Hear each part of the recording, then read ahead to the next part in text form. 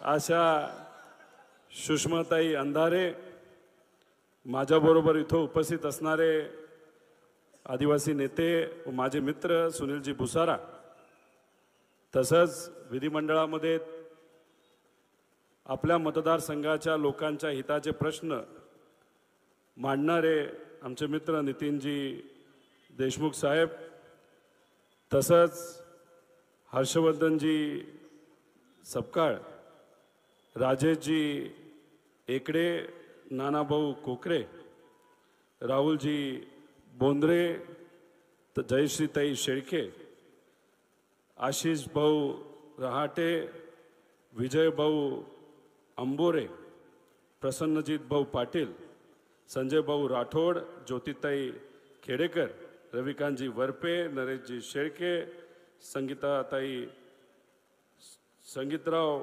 बोकळ, सविताताई वाकेकर, तसंच उपस्थित असणारे सर्वच मान्यवर पदाधिकारी, मित्र पक्षाचे सर्व पदाधिकारी, इथं उपस्थित असणारे सर्व पत्रकार व या ठिकाणी न घाबरता न डगमगता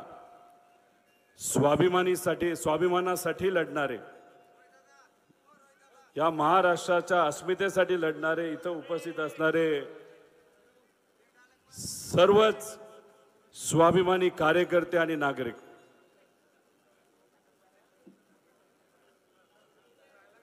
तुमचं वातावरण तर भारी आहेच. तुम्ही ज्या संख्येने इथं आला आहात ती संख्या बघून आणि भाषणाला जो प्रतिसाद तुम्ही सर्वजण देत आहात याच्यावरून एकच गोष्ट कळते की तुम्ही स्वतः स्वाभिमानाने इथं आलेला आहात. भाजप आणि मित्र पक्षाच्या कार्यकर्त्यांसारखे नाहीतर ज्या पद्धतीने ते इतर लोकांना भाड्यावर आणतात तसं इथं असणारी आमची जनता नाही. आता तुम्ही स्वाभिमानी आहातच, पण तुमचा आवाज सुद्धा आता आपल्याला बघायचा आहे. त्यामुळे मी घोषणा दिल्यानंतर त्याला प्रतिसाद किती मोठ्या आवाजात तुम्ही इथं देताय ते आपण बघू. आपले नरेंद्र भाऊ तर खासदार आजच झाले आहेत, पण जेवढ्या मोठ्या आवाजामध्ये तुम्ही प्रतिसाद द्याल आणि जेवढा मोठा आवाज तेवढ्या शक्तीने तुम्ही त्यांचा प्रचार कराल, लोकात जाल, त्यानंतर त्यांची लीड 1-1 लाखाने 100% तिथं वाढलेली आपल्या सर्वांना बघायला मिळेल. छत्रपती शिवाजी महाराज की, क्रांतीसूर्य महात्मा फुलेंचा, भारतरत्न डॉक्टर बाबासाहेब आंबेडकरांचा, साहित्यरत्न अण्णाभाऊ साठेंचा, संत गजानन महाराज की. जबरदस्त आवाज आहे. म्हणजे विजय असो, विजय असो, हीच ताकद आपल्याला ठेवायची आहे. तीन लाखाली आपले उमेदवार आता निवडून आलेले आहेत. एवढा आवाज आणि शक्ती आहे. पण इथंच नाही, आपापल्या गावामध्ये जाऊन तिथं असणाऱ्या बूथवर सुद्धा आपल्या सर्वांना लक्ष ठेवायचं. ठेवणार का नाही ठेवणार? जेवलाय का नाही जेवला?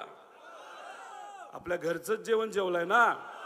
मला इथं कळालंय काही लोक नातेवाईकांच्या लग्नामध्ये कंट्रोलचं धान्य वापरतात. असं तर नाही ना आपलं काय इथं? अरे काय पद्धत! ह्या गोष्टी ऐकल्यानंतर मलाच कुठंतरी वाईट वाटायला लागलं.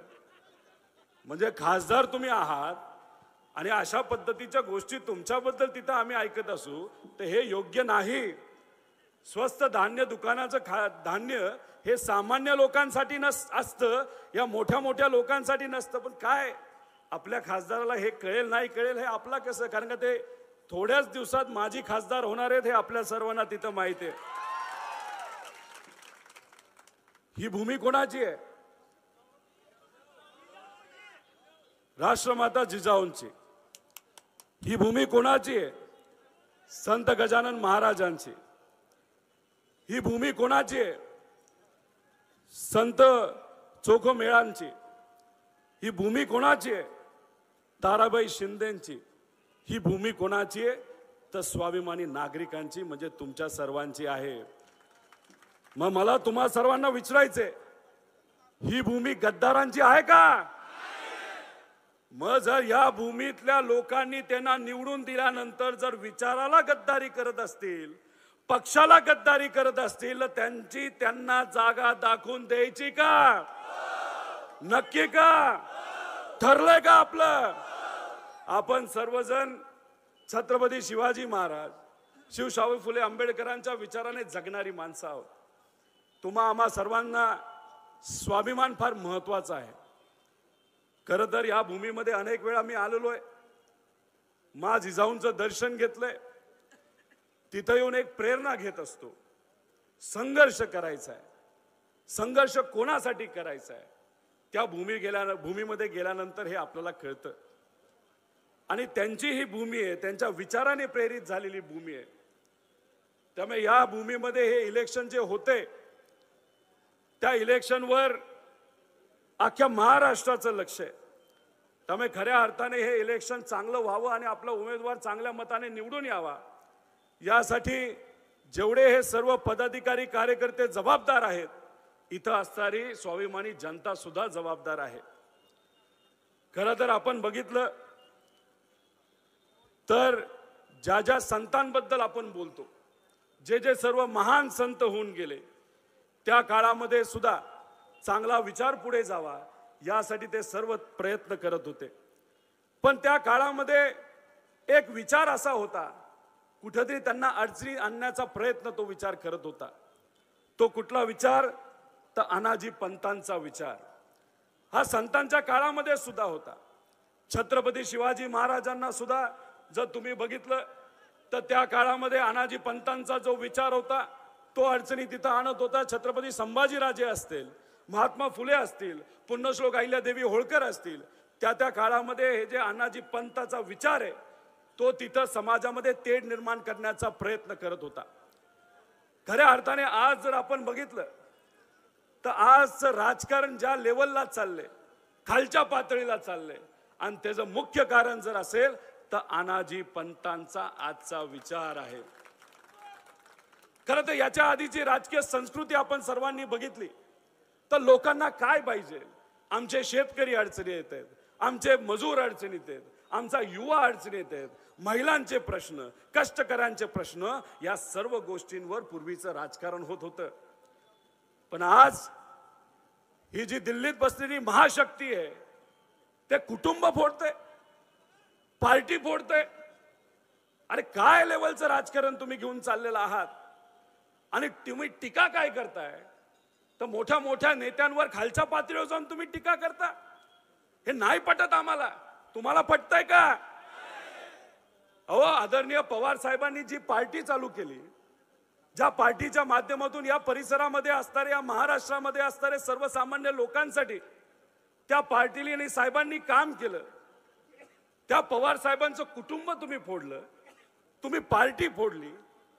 तसंच बाळासाहेब ठाकरे साहेबांनी जी शिवसेना, ओरिजिनल शिवसेना जी काढली होती, ती मराठी अस्मिता टिकवण्यासाठी त्यांनी काढली होती, ती तुम्ही फोडली. त्यांना असं वाटतं की कुटुंब फोडलं, नेते फोडले तर ते सर्वजण सत्तेत येणार आहेत. ते विसरतायत की आमच्या बरोबर, पवार साहेबांबरोबर, उद्धव ठाकरे साहेबांबरोबर, काँग्रेस बरोबर नेते नाहीत तर जनता आहे, आणि जनता ही आपल्या सर्वांसाठी महत्वाची आहे. भाजपच्या मोठ्या मोठ्या नेत्यांना असं वाटतं की पवार कुटुंब फोडलं म्हणजे झालं.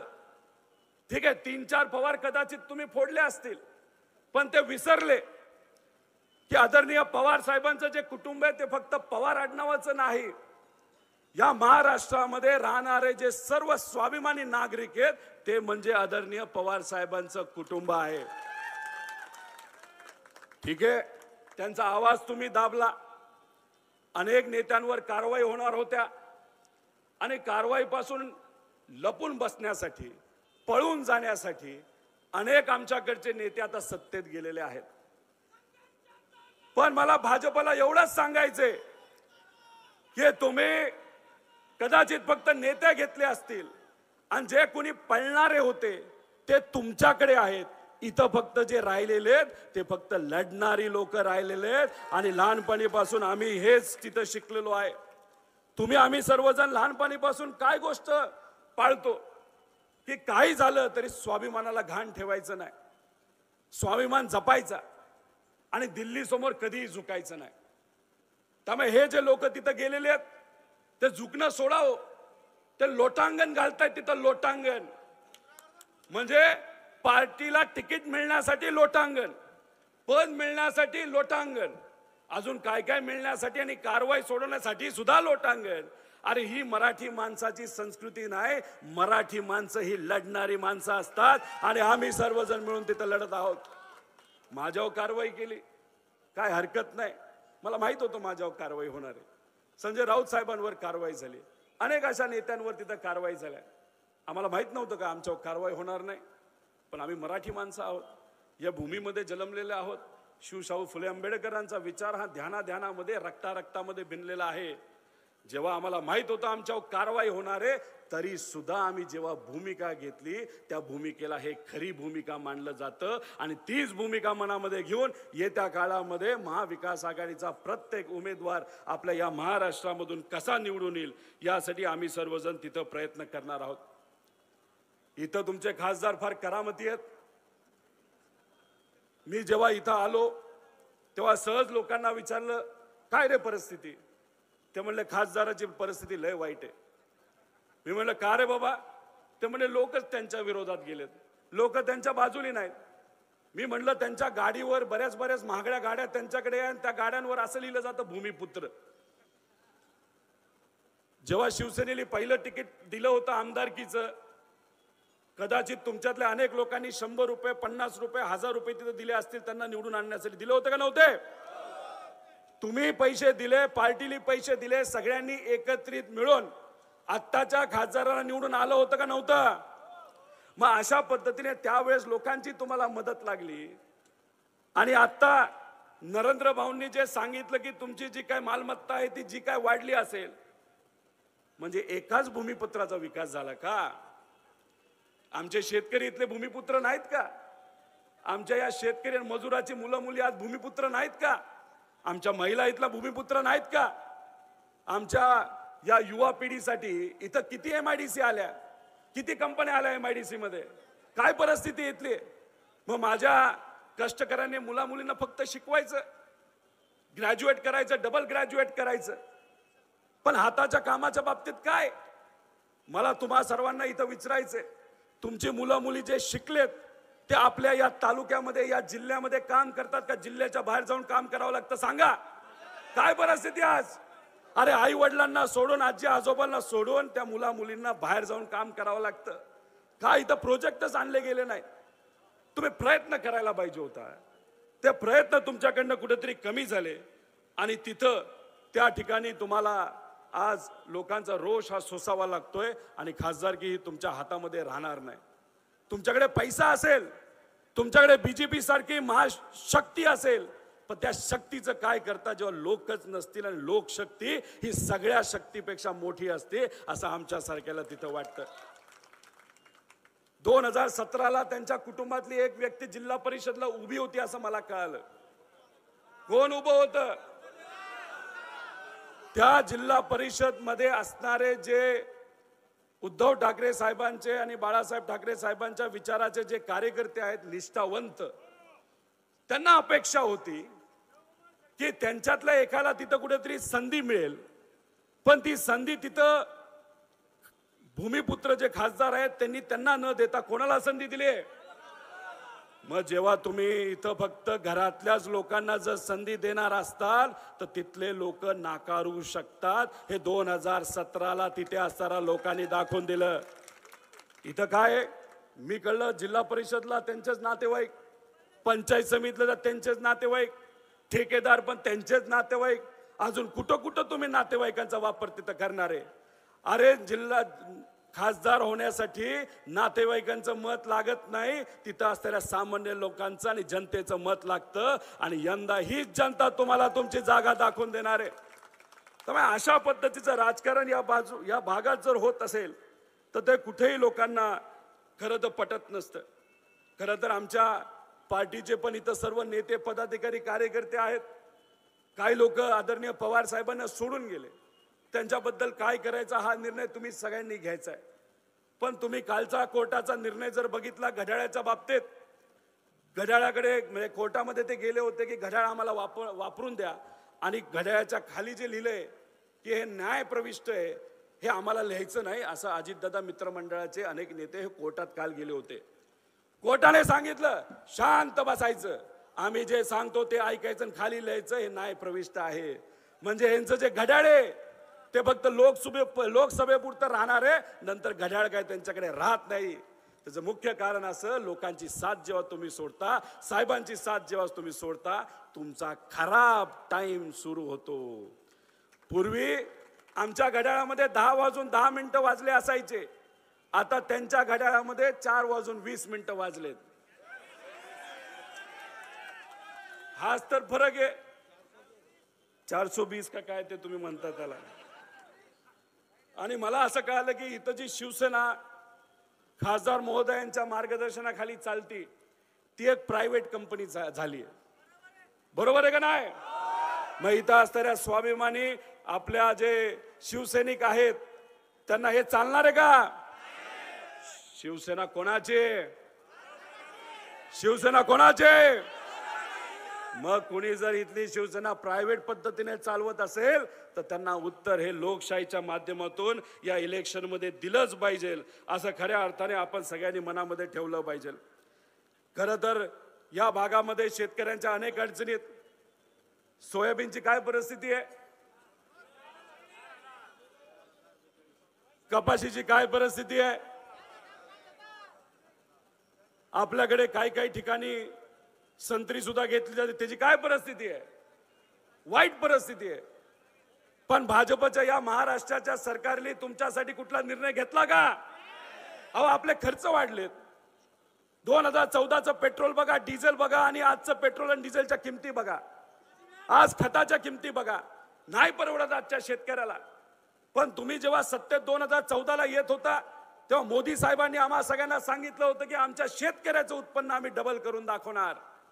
अहो मोदी साहेब आणि भाजपला मला सांगायचं, आमच्या शेतकऱ्याचं उत्पन्न डबल नाही झालं, आमचा खर्च डबल झालाय आणि आमचं उत्पन्न घटलंय, अशी परिस्थिती आज आहे.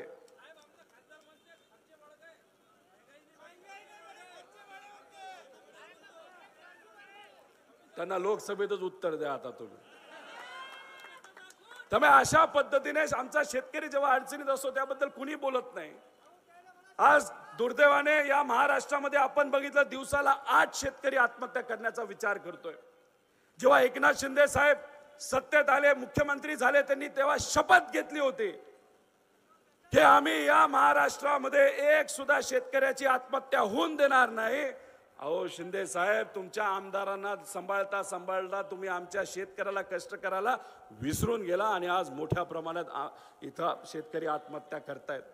अहो मराठवाडा जो तुम्हाला खेटून आहे त्या भागामध्ये एक सर्वे केला गेला आणि तिथं असं सांगण्यात आलं की 2 लाखपेक्षा शेतकरी आजच्या दिवशी आत्महत्या करण्याचा तिथं विचार करतायत. आम्ही सर्वांनी हा मुद्दा अधिवेशनात मांडला.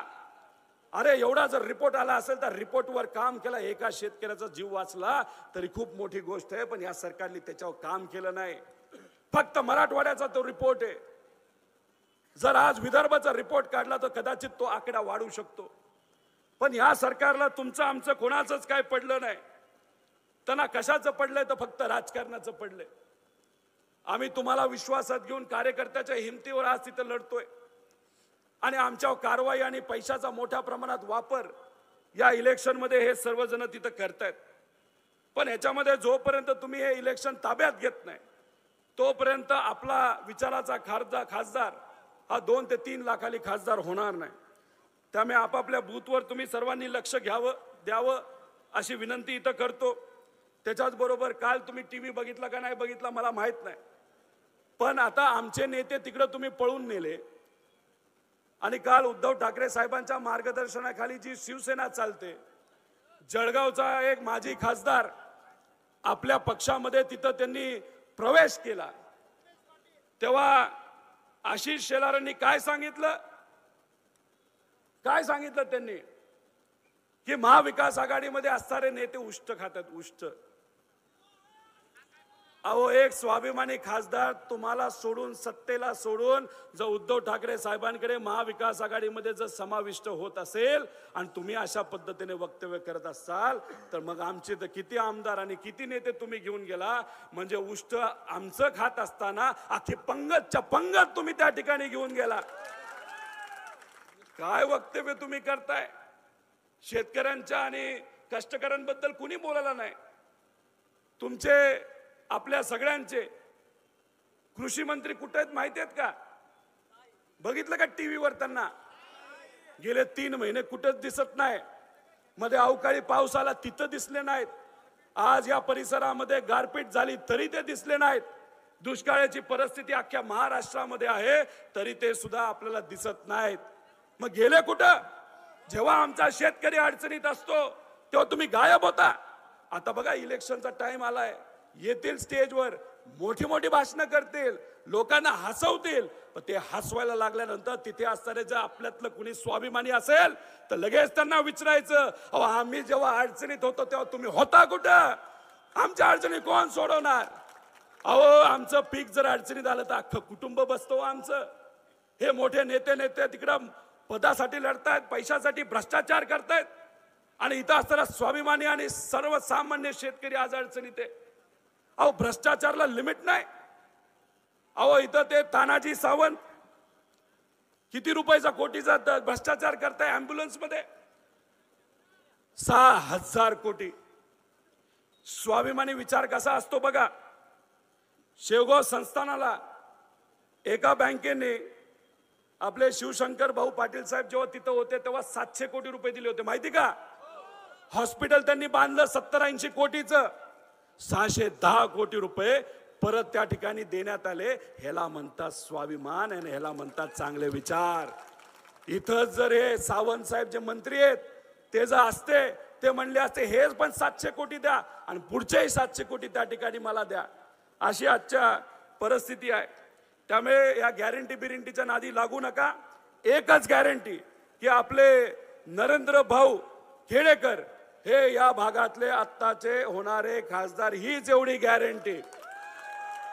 आणि हे करत असताना मला आपल्या सर्वांना एक विनंती करायची की काही झालं तरी सर्व पक्ष एकत्रित या, एकत्रित लढा, निष्ठेने लढा. निष्ठा ही आपल्या सर्वांसाठी महत्वाची आणि या स्वाभिमानासाठी आपल्या सर्वांना लढायचे. आणि काही झालं तरी दिल्ली समोर झुकायचं नाही, एवढी गोष्ट तुम्ही मनामध्ये ठेवा. आणि आपले उमेंद्र नरेंद्र भाऊ एकदम सामान्य कार्यकर्ता जो तुमच्या सर्वांसाठी लढतोय त्याच्या पाठीमागे तुम्ही सर्वांनी भक्कमपणे उभं राहावं, एवढीच विनंती या सगळ्या ठिकाणी आपल्या सर्वांना करतो आणि थांबतो. जय हिंद, जय महाराष्ट्र, जय स्वाभिमान.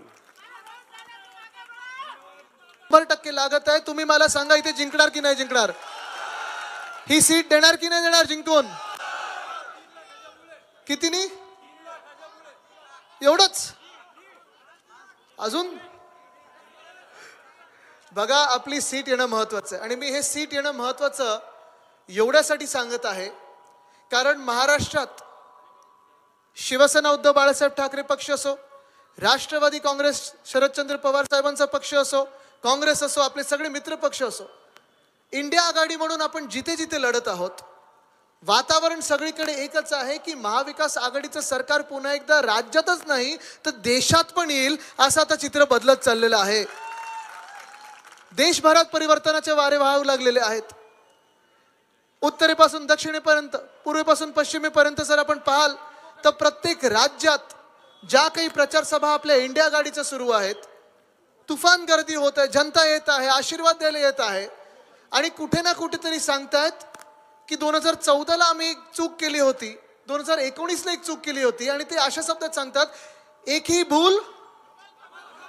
भूल करणार परत, हेच सांगतात सगळीकडे.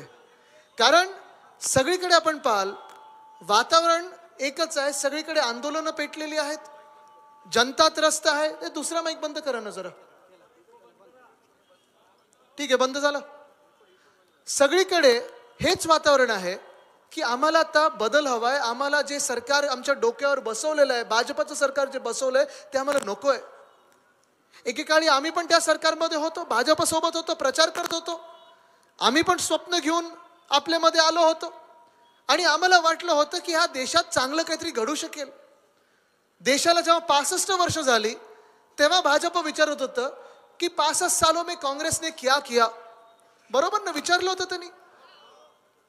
10 वर्ष बहुमताचं सरकार, स्वतःचं सरकार, भाजपचं सरकार 10 वर्ष आता पलटून गेल्यानंतर पण विचारतात 75 साल में कांग्रेस ने क्या किया.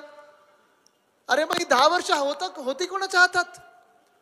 त्यावेळी जेव्हा आपण विचार करत होतो, त्यावेळी जेव्हा आपण प्रचार करत होतो, आपल्याला वाटलं होतं सामान्य नागरिकाचं सरकार येईल, शेतकऱ्यांचं सरकार येईल, महिलांचं सरकार येईल, तरुणांचं सरकार येईल, वंचितांचं सरकार येईल. पण आज जे काही दिसत आहे चित्र ते एवढं बेकार चित्र झालेलं आहे, भयानक चित्र झालेलं आहे. भीती वाटायला लागलेली आहे कुठे ना कुठेतरी हा वाद किती चिघळणार आणि जी आंदोलन आहेत ते पुढे काय रूप घेतील.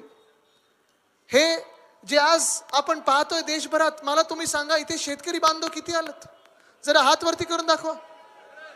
सगळे शेतकरी बांधवत ना, खरे शेतकरी बांधवत ना, खोटे कोणीच नाही ना.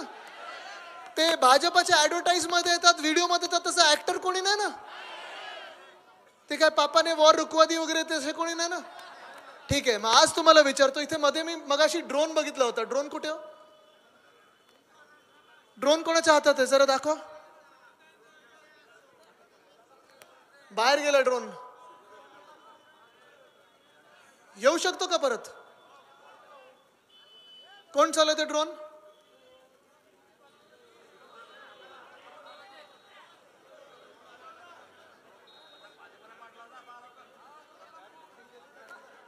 बोलवा बोलवा ड्रोनला. ठीक आहे, ड्रोन येईपर्यंत तुम्हाला सांगतो. ते ड्रोन बोलवा बघा जर कुठे. हा ड्रोन सगळ्यांनी मगाशी पण बघितला होता, बरोबर आहे. ड्रोन जेव्हा आपल्या डोक्यावरनं फिरत होता, कोणाला भीती वाटत होती का? सगळे सांगतात ना जरा इथे या, इथे या, ड्रोनचा आमचा पण फोटो काढा सांगतात ना सगळे.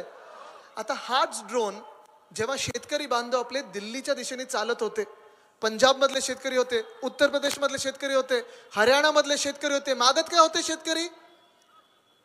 MSP, स्वामीनाथन आयोग, बरोबर आहे, हमी भाव.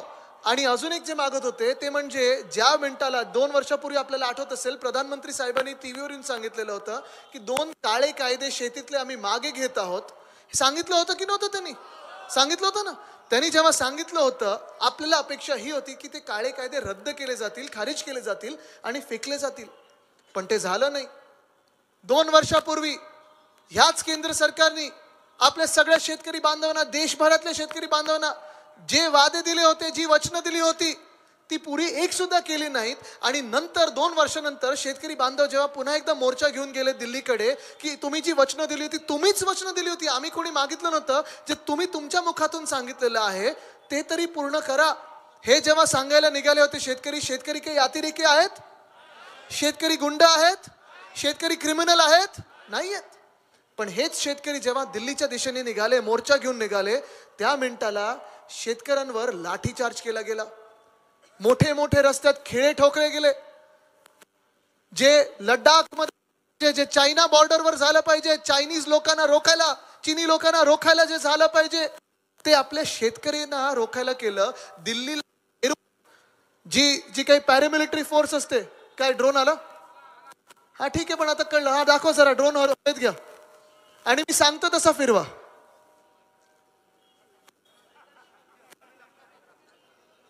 ठीक आहे, होऊ दे. मला वाटतं भाजप झालं ड्रोनचं, उडायला तयार नाहीये.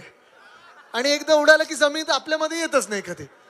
असो, मूळ गोष्ट ही आहे, मी जे तुम्हाला विचारतोय की जेव्हा आपला शेतकरी बांधव मोर्चा घेऊन निघतो, आंदोलन करतो, सांगतो आमच्या हक्काचं जे आहे ते आम्हाला द्या, आम्हाला MSP द्या, आमच्या शेतमालाला भाव द्या, खताची किंमत वाढत चालली आहे, डिझेलची किंमत वाढत चालली आहे, पेट्रोलची किंमत वाढत चालली आहे, वीज महाग होत चालली आहे, आमचं कोणी ऐकत नाही, असं जेव्हा सांगत दिल्लीकडे निघतो, त्या मिनिटाला ह्या केंद्र सरकारमधून भाजपचे लोक आपल्या शेतकऱ्यांना, ज्यांना आपण अन्नदाता म्हणतो, आणि आपल्या महाराष्ट्राची संस्कृती आहे अन्नदाता देवो भव, म्हणजे तुम्ही आमच्या देवासारखे आहात, तुम्ही जर काही पिकवलं ना तर आम्ही शहराकडे काय खाणार, हे जे आमच्या मनात असतं, तेच केंद्र सरकार आज ह्याच अन्नदात्याला अतिरेकी बोलायला निघालं.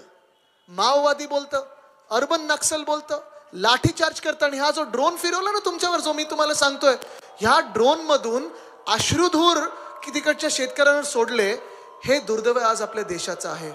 हे जरा तो दुसरा माईक बंद करा ना, कुठचा ऐकू येतोय? कोणाकडे तो माईक? दुसरा माईक आहे वाटतं इथे कुठेतरी, हे नाही येत. थोडा आवाज माझा कमी करा, म्हणजे माझा आवाज दाबू नका. दाबू शकत नाही कोणी. 2.5 वर्ष मिंदेंपासून सगळ्यांनी दाबायचा प्रयत्न केला, मीच त्यांना दाबून ठेवलंय. असो, हे जे ड्रोन मधून अश्रुधूर सोडलेले आहेत, तुम्हाला आज वाटतंय का की हे सरकार, केंद्र सरकार, भाजपा, हे तुमचं सरकार आहे? आज जे शेतकरी इथे बांधव बसलेले आहेत, 2014 मध्ये त्यावेळेचे जेव्हा उमेदवार होते, प्रधानमंत्री पदासाठी लढत होते, 5F सांगितलं होतं, बरोबर ना? Farm to fabric, fabric to fashion, fashion to foreign वगैरे असं काही काही सांगितलं. तर आला ड्रोन. हा, आता मी सांगतो तसं न्या, थोडं जवळ न्या, लोकांमध्ये न्या ड्रोनला. हा, लोकांमध्ये न्या थोडं. आता लोकांच्या थोडं जवळ न्या, मागे. अरे माझा फोटो काढू नको रे, तिथे ने. हा, आता जवळ न्या. भीती वाटते का कोणाला? नाही ना? आता विचार करा, ह्याच ड्रोन मधून जर तुमच्यावर अश्रुधूर सोडला असतं सरकारने, तर काय वाटलं असतं? भीती वाटली असती ना? काय माझ्या देशातला शेतकरी हा अतिरेकी आहे? माझ्या देशातला शेतकरी हा नक्षलवादी आहे? माझ्या देशातला शेतकरी हा अर्बन नक्सल आहे? ह्या शेतकऱ्यांशी जर आपण नीटपणे बोललो, त्यांचं ऐकलं, त्यांच्या मनातले जे दुःख आहेत, त्रस्त ज्याच्यामुळे आहेत, ऐकून घेतलं, तर शेतकरी बांधव समजून घेतो आणि आपलं समजतो. ठीक आहे, ड्रोन आता बाजूला न्या. आणि हीच जी भाजपा आहे, जी आज आपल्या राज्यामध्ये, आता ड्रोन मागे नाही ना, बस झालं. ठीक आहे, न्या मागे, आणा खालती. आता हीच जी भाजपा केंद्र सरकारमध्ये बसून आपल्या शेतकऱ्यांवर अत्याचार करते, लाठीचार्ज करते, अश्रुधूर सोडते, गोळीबार करते, हीच भाजपाची सत्ता काबीज करून आपल्या राज्यात बसलेली आहे. तुम्ही मला सांगा, गेल्या 2 ते 2.5 वर्षामध्ये जेव्हा जेव्हा गारपीट झाली आहे, अवकाळी पाऊस झालाय, अतिवृष्टी झाली असेल, कधीही भाजपा तुमच्या मदतीला आली आहे? हे राज्य सरकार जे घटनाबाह्य सरकार आहे, गद्दारांचं सरकार आहे, पक्ष चोरणाऱ्यांचं सरकार आहे, कधीही मदतीला आलं? बांधावर कधी आलं? तुमच्या बांधावर त्यांचे मोठे मोठे होर्डिंग लागतील, कटआउट लागतील, बॅनर लागतील, पण ते कधी दिसणार नाहीत. कारण त्यांना महाराष्ट्र हा आपला कधी वाटतच नाही. महाराष्ट्राची प्रगती जेव्हा होते, जेव्हा आपल्या शेतकरी बांधवाची प्रगती होते, चांगले सुवर्ण दिवस येतात, त्यांच्या पोटात पोटदुखी होते. कारण त्यांना वाटायला लागतं, अरे बापरे, महाराष्ट्र प्रगती करेल तर आमचे इतर राज्य काय करणार, आमचं गुजरात काय करणार, आमचं केंद्र सरकार काय करणार. कारण हे कोणी लोक हे आपले नाहीयेत, हे तुम्ही लक्षात घ्या. आणि ह्याच्याच विरोधात तुम्ही जर विचार केलात तर 2019 ते 2022 जेव्हा आपलं सरकार होतं, शिवसेना, काँग्रेस, राष्ट्रवादी काँग्रेस, सगळे मित्र पक्ष जेव्हा आपण एकत्र होतो, महाविकास आघाडीचं सरकार होतं, उद्धव साहेब जेव्हा मुख्यमंत्री होते, 2 लाखापर्यंतची कर्जमुक्ती आपण करणार सांगितलं होतं, ते केलं की नाही केलं? ती कर्जमुक्ती आपल्यापर्यंत पोहोचली की नाही पोहोचली? उद्धव साहेबांनी जो 2019च्या निवडणुकीत शब्द दिला होता, मला अजूनही आठवतं, कर्जमुक्ती करणार. आपलं नागपूरला जेव्हा अधिवेशन झालं, ह्याच आपल्या नागपूरमध्ये, तिथे उद्धव साहेबांनी विधानसभेत सांगितलं की मी माझा शब्द पूर्ण करत आहे. जो शेतकरी बांधवांना मी शब्द दिलेला आहे की कर्जमुक्ती जी 2 लाखापर्यंत ज्यांचं कर्ज आहे, ती कर्जमुक्ती करून दाखवणार, ती करून दाखवली. आणि ती प्रत्येक पाड्यावर पोहोचली, आपल्या शेतकऱ्यांच्या बांधावर पोहोचली ना. तेव्हा झाले होतं ना कर्जमुक्त. कारण उद्धव साहेब, आपण सगळे, माझ्या मंचावर सगळे जे बसलेत, आपली विचारधारा एकच आहे, रघुकुल रीत सदा चली आए, प्राण जाय पर वचन न जाय. ते वचन आपण दिलं होतं आणि ते पूर्ण केलं. मला आठवतं, जेव्हा कोविडचा काळ होता, अर्थचक्र बंद पडलं होतं, आणि अर्थचक्र बंद पडल्यानंतर मी पाहत होतो, राज्यात इन्कमचा कुठचाही सोर्स नव्हता. पैसे राज्याचे वाढवायचे कसे, तिजोरी भरायची कशी, हा एका बाजूला विचार चालला होता. पण दुसऱ्या बाजूला कोविडशी लढत असताना आपल्या शेतकरी बांधवांना जेव्हा जेव्हा अतिवृष्टी झाली असेल, गारपीट झाली असेल, तेव्हा त्या वेळेला आपण 2020 मध्ये देखील 14,500 कोटीची मदत आपण शेतकऱ्यांच्या खात्यापर्यंत पोहोचवली होती. कधी 2 रुपयाचे, कधी 10 रुपयाचे चेक नाही, हे बोगस लोक जसे देतात तसे. जी मदत ज्या पंचनाम्यामध्ये जशी असेल तशी उद्धव साहेबांनी पाहिलं, आणि आपल्या सगळ्याच मित्रपक्षांनी पाहिलं की आपल्या शेतकरी बांधवांना आधार कसा आपण देऊ शकू. ह्याला बोलतात सत्ता, ह्याला बोलतात राजकारण, ह्याला बोलतात समाजकारण. आणि आज जी गरज आहे आपल्या बुलढाण्यातून दिल्लीपर्यंत आवाज पोहोचवण्याची, ही ह्याचसाठी आहे कारण आपला आवाज ज्या तिथे सार्वभौम आपल्या देशाच्या पार्लमेंटमध्ये, संसदेमध्ये जिथे कायदे बनतात, मग आज पाहतोय मी कापसाला भाव नाही, सोयाबीनला भाव नाही, कांद्याची जी काही होती निर्यात बंदी ती केली होती. जिथे जिथे ह्या पॉलिसी बनतात, जिथे जिथे ह्या योजना बनतात, तिथे आपल्यातून आवाज जाणं गरजेचं आहे. आणि आपल्यातून जाणारा आवाज, त्याच्या उमेदवाराचं नाव काय तुम्ही मला जरा पुन्हा एकदा सांगा. ऐकू नाही आलं, जरा जोरात सांगा. ऐकू आलं का तुम्हाला? अजून एकदा होऊ द्या. ठीक आहे, पुढे जाऊन विचारतो, आपलं चिन्ह कुठचं आहे मग सांगा. नक्की कळलं ना चिन्ह कुठचं आहे? कारण हे गरजेचं आहे. जसा आज शेतकऱ्यांचा मोठा विषय आहे, तसा तरुणांचा विषय आहे. ठीक आहे, मी आणि रोहित दादा आम्ही दोघेही आमदार म्हणून काम करत आहोत.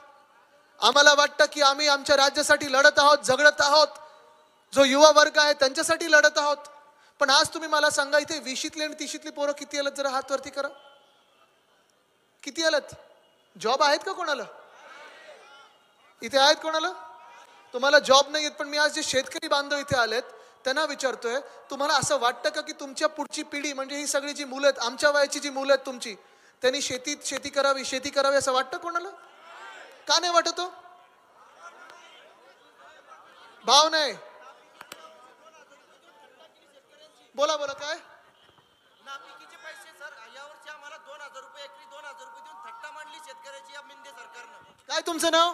सतीश निक्कम, कळंबेश्वर तालुका मेहकर. ठीक आहे. बघा, एवढी तुम्ही हिंमत दाखवली. ईडी बीडी घरी पोचले तर आम्हाला सांगा, आम्ही आहोत तुमच्या सोबत लढायला. रोहित दादांनी लढाई दिली ईडी सोबत, घाबरायचं नाही. अजून कोणाला काय बोलायचं का? का नाही तुम्हाला वाटत मुलांनी यायला पाहिजे? बोला दादा. थांबा, ऐकू त्यांना बोलू द्या. कापसाला भाव नाही, सोयाबीनला भाव नाही, अतिवृष्टीची मदत भेटली नाही भेटली. ताई आपण सांगत होतात.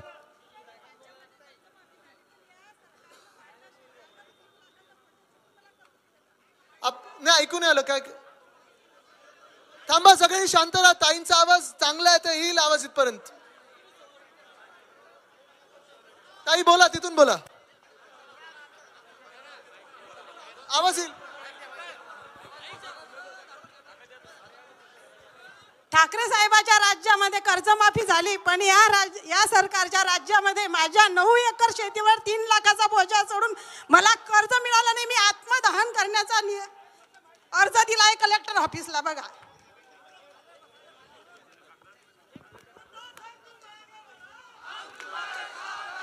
ताई घाबरू नका, महाविकास आघाडी तुमच्या सोबत राहील. आता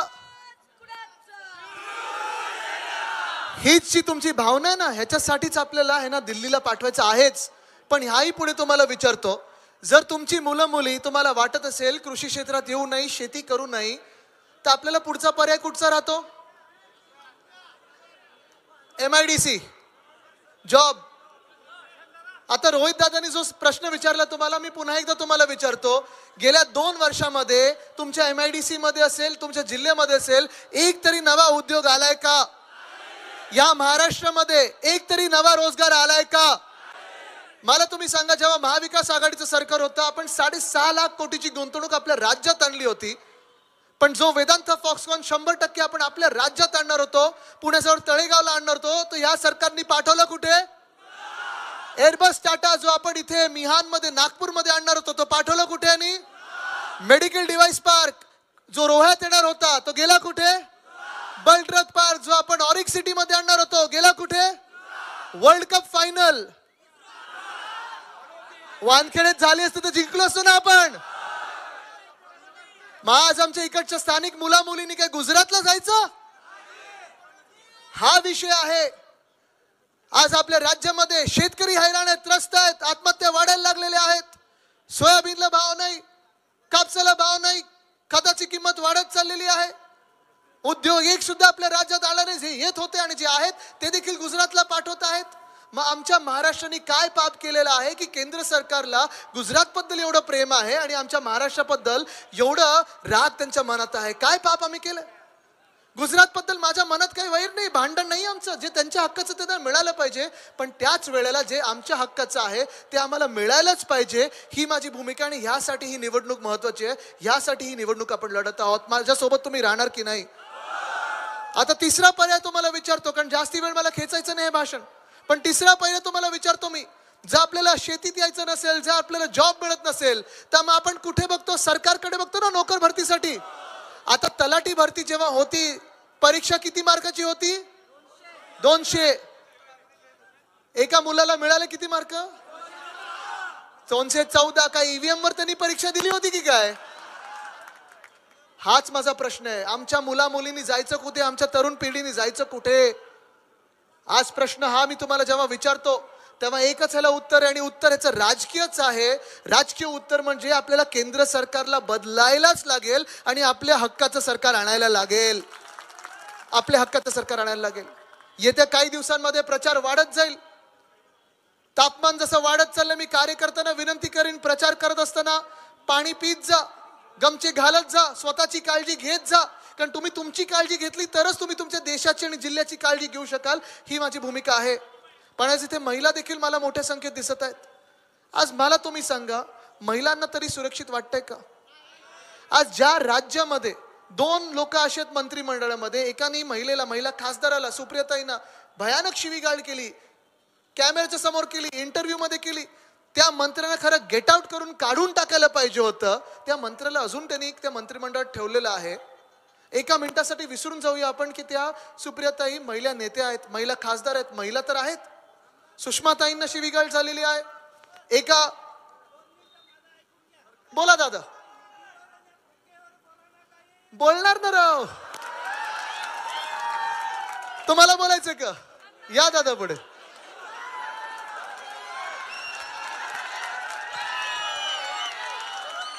सांगा काय सांगायचं ईडी आणि दादा थांबा बोला.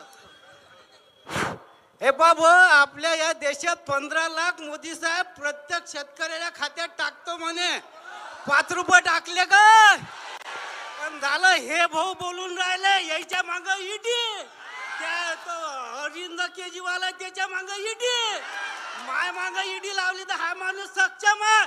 आमच्या नितीन बापू 1000 आहेत त्याच्या माग ईडी लावून राहिले. ते 50 खोके घ्या म्हणे, पण त्या पोळ आला घेतले नाहीत, बाकीच्या खोके घेऊन गेले.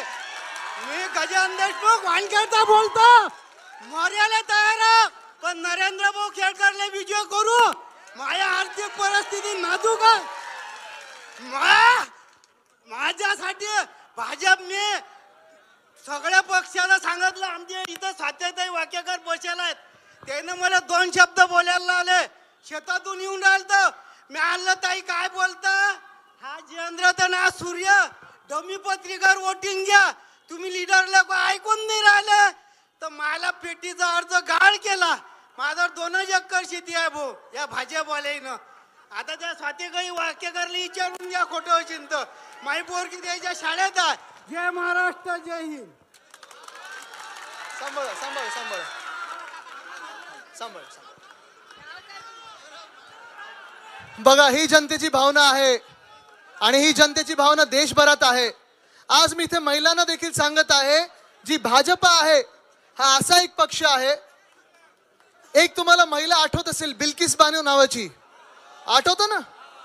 शिवसेनेची जी भूमिका आहे, वंदनीय हिंदू सम्राट बाळासाहेब ठाकरेंची जी संस्कृती आहे, ती आपल्याला एकच शिकवण आहे की बिल्किस बानोवर ज्याचा रेप केला, तुम्ही पाहिलं असेल. जरा इथे शांत व्हा ना. बिल्किस बानोचा ज्यांनी रेप केला त्यांना गुजरात सरकारने सोडवून बाहेर आणले, त्यांची आरती ओवाळली. हे मान्य आहे कोणाला? आज जर तिथे शिवसेना असती, जर त्यांनी रेप कोणाचाही केला असेल, त्या महिलेची जात पात धर्म काही असेल, ज्यांनी रेप केला, जे अत्याचारी आहेत त्यांना फासावरच चढवलं पाहिजे, ही आपली भूमिका आहे. ह्याला बोलतात मर्यादा पुरुषोत्तम. आणि आज जेव्हा आपण ह्या लढाईला निघालेलो आहोत, तुमचं शस्त्र हे एकच आहे, तुमचं एक बोट हे इतिहास घडू शकतं. तुमचं बटन जे दाबायचं आहे ते तुम्हाला माहिती आहे कुठचं बटन आहे? माहिती आहे कुठचं बटन आहे? माहिती आहे कुठचं बटन आहे? मशाल. आणि म्हणून उद्धव साहेबांनी जो दिल्लीत नारा दिला तो पुन्हा एकदा देऊया. अब की बार भाजपा तडीपार, अब की बार जय हिंद, जय महाराष्ट्र, वंदे मातरम. रॅली सांगा. सगळ्यांनी रॅलीसाठी हजर राहावे, जाऊ नये. सर्वांनी रॅलीत सहभागी व्हा आणि शिवसेना युवा सेनेच्या पदाधिकाऱ्यांनी सर्वांना सोबत घ्या. महाविकास आघाडीच्या पदाधिकारी सर्व सोबत घ्या. रथाच्या मागे जायचंय सर्वांनी. आदित्य साहेबांना मोकळं जाऊ द्या.